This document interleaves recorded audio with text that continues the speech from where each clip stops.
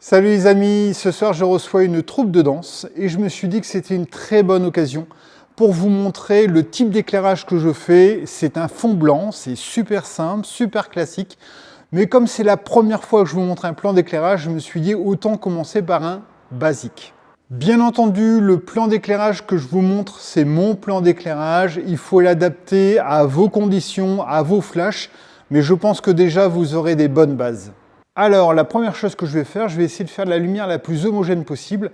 Et comme j'ai un grand fond de 6 mètres de large, je vais mettre un flash d'un côté, un flash de l'autre côté pour avoir la lumière la plus homogène possible.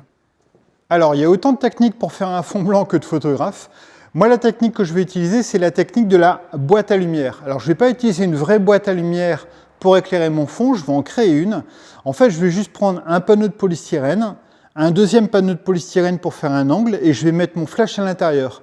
L'intérêt d'utiliser une vraie boîte à lumière ou une fausse boîte à lumière comme je fais, c'est qu'au lieu d'avoir un spot qui va taper et qui va envoyer une lumière très concentrée sur le fond, je vais avoir un flash qui va taper dans mes panneaux et toute la lumière va être diffusée de façon vraiment très étendue sur mon fond. Je vais éviter d'avoir ce qu'on appelle un point chaud, c'est-à-dire une lumière très concentrée à un endroit et qui va se diffuser ensuite très faiblement.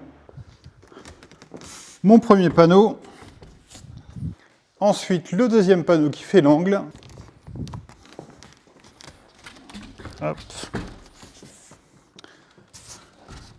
Je pense à bien fermer et ensuite je vais juste venir mettre le flash à l'intérieur. Alors au niveau de la technique, je positionne le flash au niveau de mon nombril, je tends le bras et je sais que voilà, mon bras doit toucher vraiment l'angle des panneaux.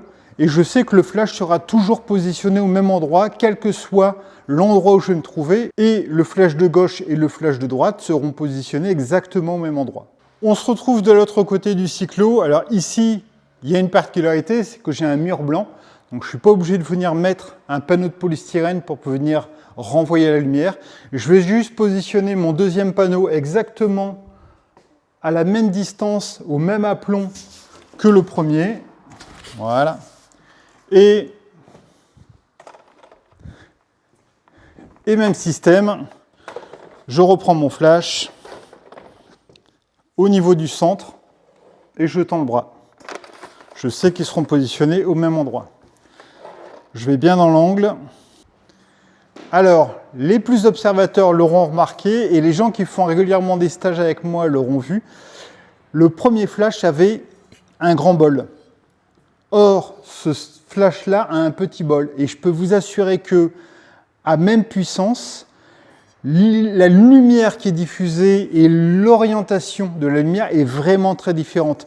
Donc, si je veux avoir vraiment un fond homogène, il faut que je m'assure d'avoir la même puissance et le même modeleur.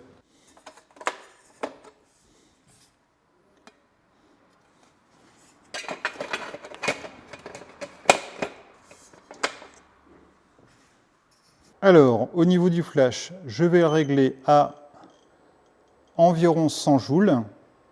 Donc moi, je me le mets sur 4. Alors 4, en fait, ça ne veut rien dire. Très souvent, j'entends des photographes ou j'avais mes élèves, quand je donnais cours en BTS photo, qui me disaient « Oui, le flash était sur 6, 7, 3 ». 4, ça ne veut vraiment rien dire parce que ça va dépendre de la marque du flash, du type de flash et surtout du modeleur qu'on a mis dessus. Donc en fait, quand vous dites 4, ça ne sert à rien. Moi, je vous ai dit 100 joules pour que vous puissiez avoir un repère. En fait, le plus important, c'est de savoir la puissance qu'on aura sur le fond. Et pour ça, il faut la calculer avec la cellule. C'est vraiment la seule façon de voir. Après, bien entendu, vous pouvez le faire à l'œil, parce qu'on est en numérique et que maintenant, on se fie beaucoup à l'œil. Mais c'est quand même beaucoup plus simple avec une cellule. Pourquoi est-ce que je le mets à 100 joules? Pourquoi est-ce que je le mets sur 4?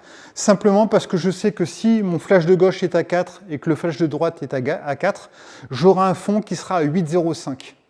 Comme je veux éclairer mon modèle ici à 8, c'est-à-dire que mon fond sera un demi-diaph un peu plus puissant que ce qui arrive sur le modèle, et donc je suis sûr d'avoir un fond blanc. Comme vous le voyez ici, alors il y a une petite subtilité que j'explique pour les gens qui font les stages. Comme ici, j'ai mon flash qui vient taper à la fois sur le mur et sur le polystyrène, la lumière tape dans le fond, mais elle tape aussi du mur vers le modèle. Ce qui fait que si j'ai un modèle qui est éclairé ici à 8, Si j'ai un fond à 8,5, il sera blanc, mais le retour de lumière est aussi à 8,5. Et c'est ça que j'aime bien avoir un petit retour supplémentaire. Je pourrais vous montrer en image. Entre un fond à 8 et un fond à 8,5, le petit retour fait que vous avez un léger liseré qui est très très sympa en photo. Pour l'éclairage du 8 sur le modèle, j'utilise mon Octobox. Je vais vous la montrer de côté. Donc c'est une grande boîte à lumière octogonale. Voilà, la boîte à lumière octogonale. Elle est légèrement face. Ici, on le voit bien. Voilà. Donc moi, je suis ici. On a le modèle qui va être pile en face. Vous voyez qu'elle est légèrement face. Elle n'est pas vraiment 3/4. Elle est, voilà, je ne sais pas, à 20 degrés peut-être. Et elle est légèrement plongeante. Allez, à présent, je vous installe le Stockman pour pouvoir vous montrer la différence entre un retour qui va être identique au flash qui est devant, c'est-à-dire 8 de retour, 8 devant, et un retour un peu plus fort comme j'ai actuellement, 8,5, alors que je n'ai que 8 devant pour avoir ce petit liseré que j'aime bien.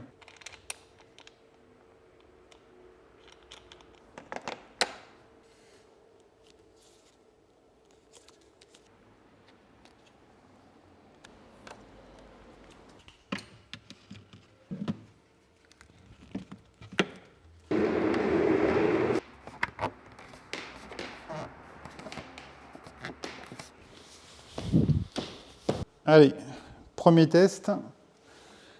Réglé à f8, 160-200 ISO. Hop. Et voilà.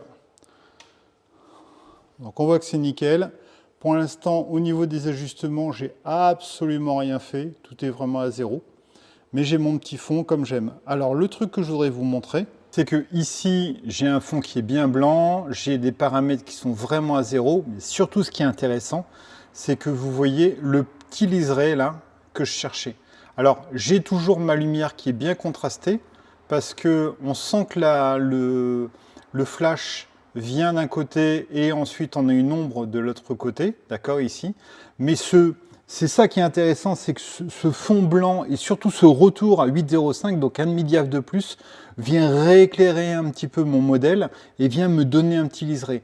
Je vais vous montrer ce que ça donne si jamais j'avais un fond qui était exactement du même diaph que mon éclairage et aucun retour. Donc là, je baisse mon flash. Zoom. Je reprends ma cellule pour voir si je suis bien à 8 sur le fond. 5, 6, 9, 5, 6, 8. Ici, je dois toujours avoir mon 8. Et par contre, dans le dos, bien entendu, j'ai beaucoup moins 5, 6, 9. Donc ici, j'ai le même éclairage que tout à l'heure, si ce n'est que le fond, au lieu d'être un peu plus fort et avoir un retour un peu plus grand, j'ai exactement la même chose sur mon modèle, sur le fond et en retour. Donc voyons maintenant ce que ça nous donne. Hop. Forcément, on a un fond qui est plus gris, donc on est beaucoup plus dense. Et surtout, mon petit liseré ici que j'avais, qui était bien fort, ici il est très faible, très très léger. D'accord? Sachant en plus que mon modèle, mon Stockman est en plastique, et donc elle a tendance à montrer un peu plus les surex et les contrastes. Quand je vais avoir un modèle qui en plus va être habillé, forcément j'aurai beaucoup moins cet effet-là. Donc voilà, ça c'est ce que je voulais vous montrer. Encore une fois, les paramètres sont des paramètres neutres. Ici, au niveau de mes paramètres, j'ai vraiment rien touché. Donc si, voilà, sur ma photo de base qui est éclairée vraiment avec le 8,05 que je voulais, voilà, j'irai augmenter mes contrastes. Ma luminosité est nickel. Je suis déjà bon, mes RAW sont déjà bons. Voilà, j'espère que ça vous aura intéressé. C'est vraiment un fond très très basique, très classique, que vous devez adapter en fonction de vos lumières, de votre studio, des éclairages que vous avez. Mais voilà, je trouve très intéressant de pouvoir séparer à la fois l'éclairage du fond de l'éclairage du modèle pour pouvoir vraiment avoir la densité de fond que vous aimez et surtout d'avoir ce petit retour un petit peu plus fort qui permet de ciseler. Alors bien entendu, si vous avez un modèle qui est habillé avec une chemise en satin blanc et qui est très blanche de peau, ou si vous avez un modèle noir de peau avec un pull en velours noir, il va falloir l'adapter comme toujours. Voilà, je vous attends en commentaire pour les questions.